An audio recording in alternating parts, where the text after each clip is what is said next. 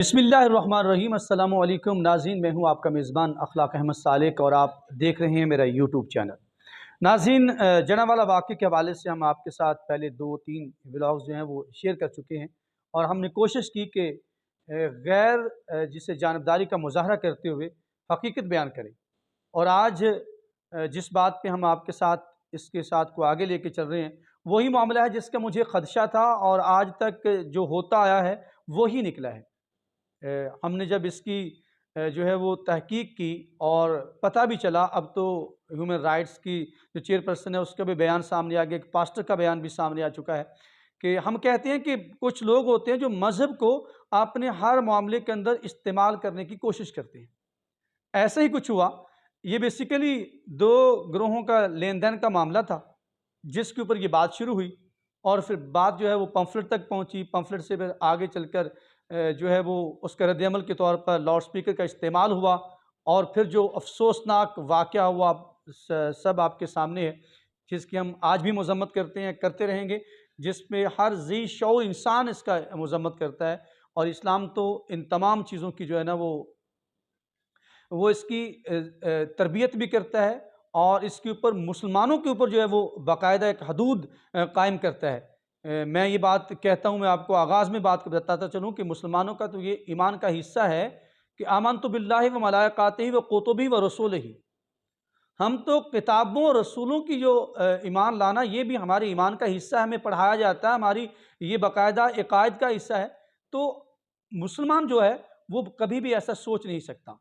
ये क्यों हुआ? चंद एक अनासर की बुनियाद पे आप इस बात को कभी भी मुसलमानों के ऊपर ये इल्ज़ाम नहीं लगा सकते कि ये मुसलमानों ने किया है। वो चंद अनासर हैं, लेकिन यहाँ पे एक तरफ़ा बात नहीं की जाएगी। मैं कल भी आपके साथ ये बात की थी कि एक तरफ जो है वो आपके तरफ से भी कुछ ऐसी जो बातें की जाती हैं, इस तरह के मामलात उठाए जाते हैं, आप किताबों की और रसूलों की जो हुर्मत है उसके ऊपर हमेशा कहीं न कहीं कोई ना कोई खिलवाड़ करने की कोशिश करते हैं, जिसकी बुनियाद पर रद्द-ए-अमल आता है। हम नहीं चाहते कि ऐसा रद्द-ए-अमल हो, कभी भी नहीं, हज़ार दफ़ा हम इसकी हमेशा मज़म्मत करेंगे। ऐसी ये तरीक़ाकार ही नहीं है, ना इस्लाम में है, ना किसी दुनिया के किसी मज़हब में भी नहीं है।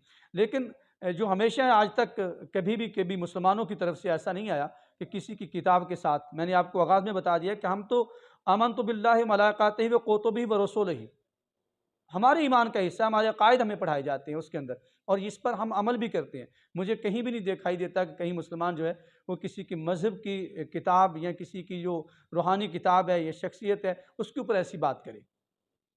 हमने आपको बताया कि ये बातें जो हैं एक चंद एक अनासर हैं। बात निकली है वही लेन-देन से, मामला शुरू हुआ और मामला जो है वो कहाँ तक पहुँचा और इसकी हम कभी कतई ये नहीं कह रहे कि ये जो है हम इसकी जो है वो मज़म्मत करते हैं और हम ये उसका भी कह रहे हैं कि ये ऐसा कुछ हम आपके मुकाबले में लेके आ रहे हैं। मुकाबला नहीं है। बात ये है कि हक़ाइक़ को नहीं जानेंगे तो ये मसाइल पैदा होते रहेंगे।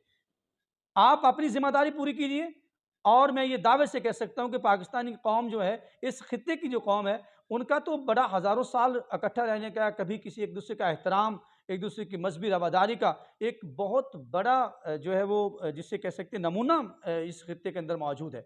हज़ार साल तारीख़ मौजूद है।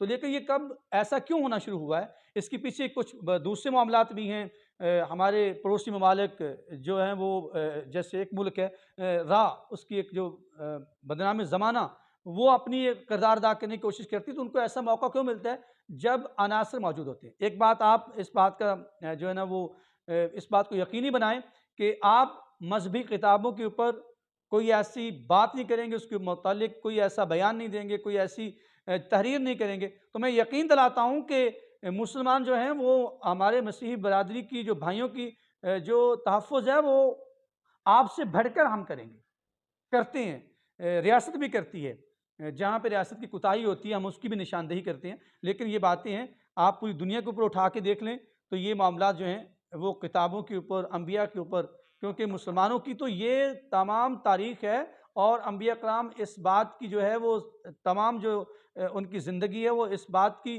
बसीरत देती है कि आपने दूसरों का ख़्याल रखना है, मज़हबी तौर पे भी, रूहानी तौर पे भी, अख़लाक़ी तौर पे भी, माशरती तौर पे भी। तो ऐसा कुछ नहीं है। तो आप चलते हैं उस बात की तरफ कि जिस वजह से ये मामला मसला बना है। मैं आपको दो तीन चीज़ें मैंने कंपाइल करके रखी हैं आपके सामने। सबसे पहले हम आपके सामने Pakistan national commission human rights की चेयरपर्सन का बयान सामने रखते हैं। उन्होंने कमीशन के हवाले से क्या बात की। उन्होंने कहा है कि चेयरपर्सन है राबिया ज़ुबैरी, उन्होंने बताया कि बाज़ लोगों ने कमीशन को बताया है कि यह मसला दो फरीकैन के दरमियान माली तनाज़े से शुरू हुआ है। ताहम इसके बारे में कोई आज़ादाना जो है अभी तक तहकीक नहीं है, लेकिन एक ज़िम्मेदार शख्सियत जो है ये इसके बात कर रही है। लेकिन आगे चलकर इसकी तस्दीक मैं आपको बताता चलता हूँ कि ये क्या हुआ है। ये जो मैंने आपको आगाज़ में कहा कि ये लेन देन का मामला था, इंतशार फैलाने वाले अनासर इसमें शामिल हुए। ये जनावाला के एक पास्टर हैं इमरान भट्टी, उनका सुन लीजिए वो क्या कहते हैं। उन्होंने कहा है कि बड़ी यहाँ पे रुला देने वाली तहरीर भी है, ज़रा गौर कीजिएगा। पास्टर इमरान भट्टी ने कहा कि उन लोगों में से हैं जिनकी आंखों में अब भी तबाही का मंजर सामने है। वो क्या बयान करते हैं। उन्होंने बताया कि इब्तदाई इतलात के मुताबिक ये कोई लेन देन का मसला था जिसे इंतशार पसंद अनासर के लाउड स्पीकर पर ऐलानात ने बढ़ावा दिया। यहाँ पे वो थोड़ी सी डंडी मार रहे हैं। उन्होंने पहले नहीं कहा कि पहले जो है वो हुर्मत कुरान के ऊपर कुछ लिखा गया, उसके बाद इंतशार फैलाने वाला लाउड स्पीकर का भी पहलू आया, बढ़ावा दिया। उन्होंने कहा कि वाकई में मुलव्वस लड़के उन्हीं रास्तों से आते जाते थे, उनका आपस में कोई झगड़ा हुआ जिसके बाद इंतशार फैलना शुरू हो गया। कुछ इंतशार पसंद लोग मुलव्वस थे, उन्होंने इससे मुताल्लिक ऐलानात किए। इसके साथ बाज़ कलदम जमातों के लोग भी मिल गए थे, उनके बकौल ये बात है।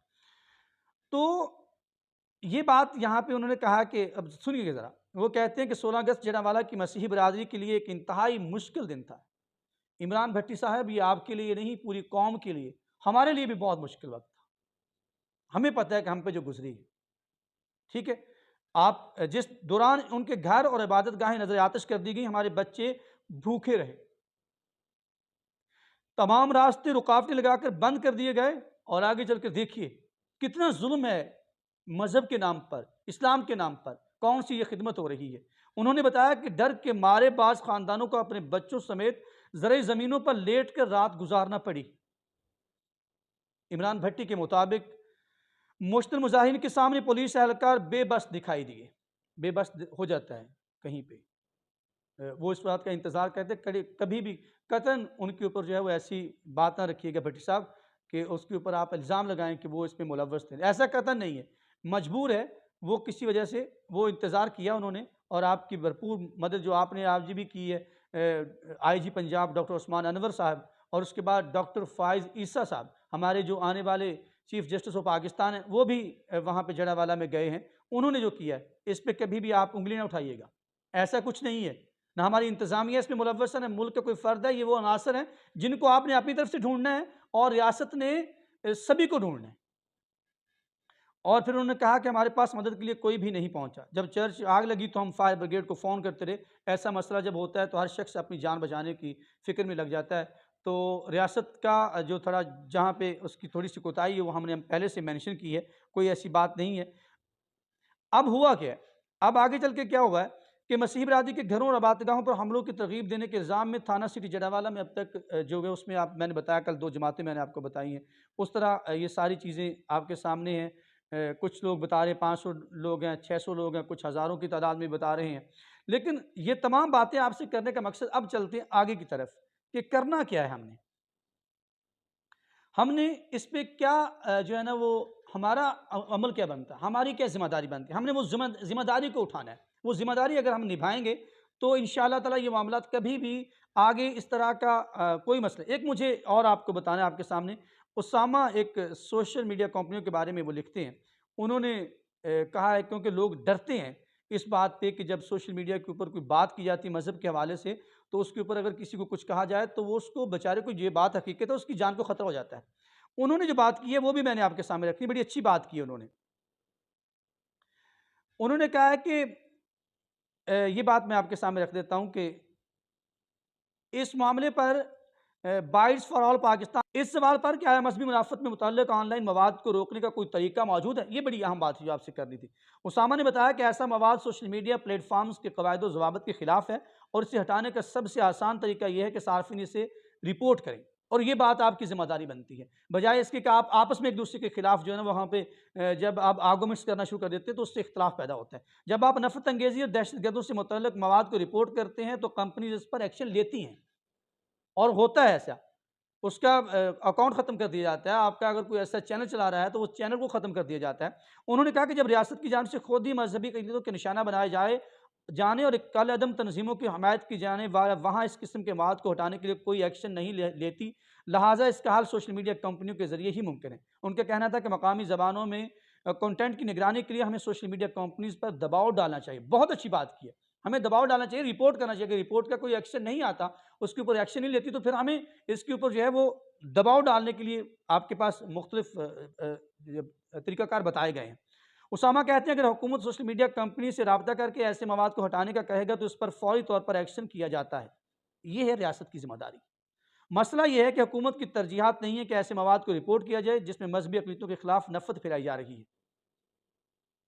और आपको बताता चलूँ कि bishop church of Pakistan doctor Azad Marshall ने कहा है कि मैं अब तक किसी ऐसे मुस्लिम स्कॉलर से नहीं मिला जो जलियांवाला के वाक़े की सही समझता हो, मगर मुझे नहीं मालूम कि ये नफ़रत कहाँ से उभरी है। खूबसूरत बात है बिशप साहब, यही बात है। ये कहाँ से, यही हमने जो है ना वो अनासर पकड़ने हैं। आपने अपनी तरफ से पकड़ने हैं, हमने अपनी साइड से वो पकड़ने हैं। फिर हमने दोनों मिलकर इनको जो है ना वो कैफ़े किरदार तक पहुँचाना है। कैफ़े किरदार तक को कैसे पहुँचाना है? खुद से कानून को हाथ में नहीं लेना। ठीक है? और ये बात है।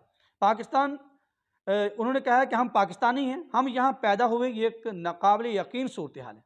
उसामा ने फिर साइबर क्राइम की रोकथाम के इदारों पर तनकीद की है। ऐसा कम ही देखते हैं कि मुल्क में अक़लीतों के हकूक़ के खिलाफ मवाद को हटाने का कहा जाए, बल्कि अमूमन सोशल मीडिया कंपनीज़ को रिपोर्ट किया जाता है किसी और मुल्क में होने वाली तौहीन-आमीज़ पोस्टों को हटाया जाए।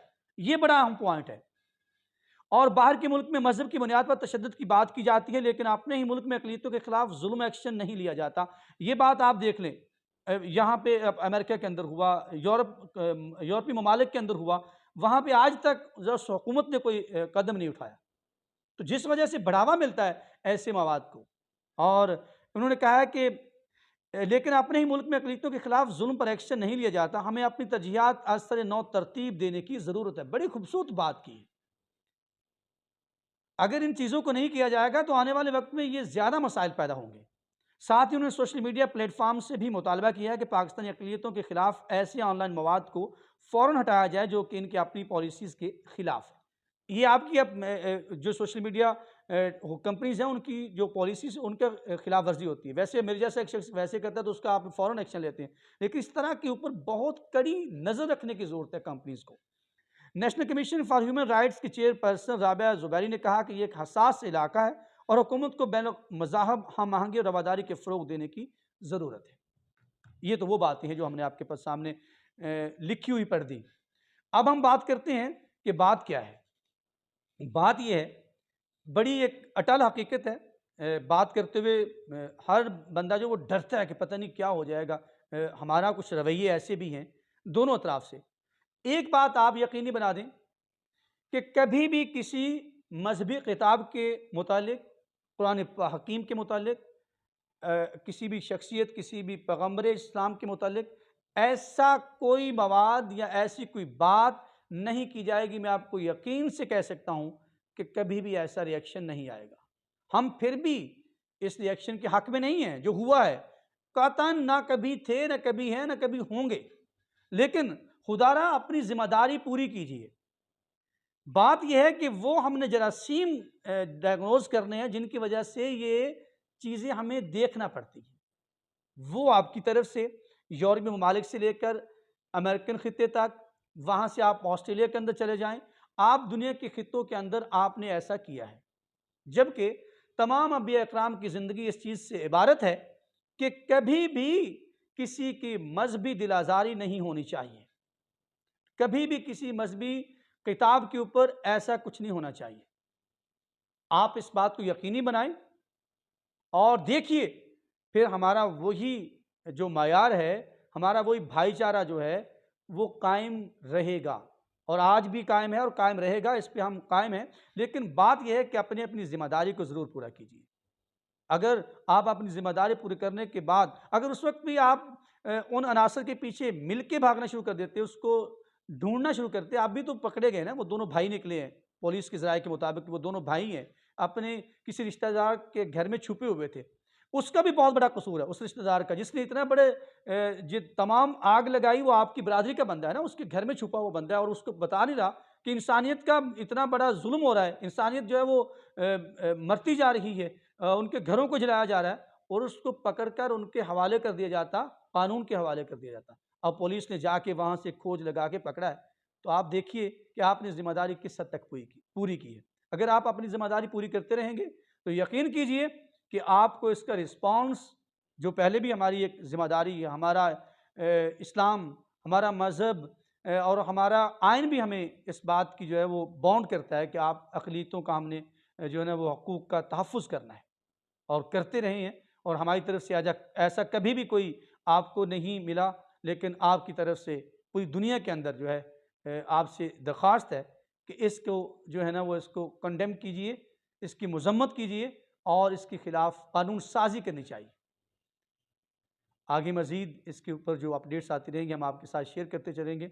आपको ये हमारी बात कैसी लगी, आपके लिए कमेंट्स बॉक्स मौजूद है, वहाँ पे जाइए और आप हमारी तस्दीक कर दीजिए जहाँ हम गलत हैं। तो इसी के साथ अखलाक सालिक को इजाज़त दीजिए। अल्लाह ने के बाद।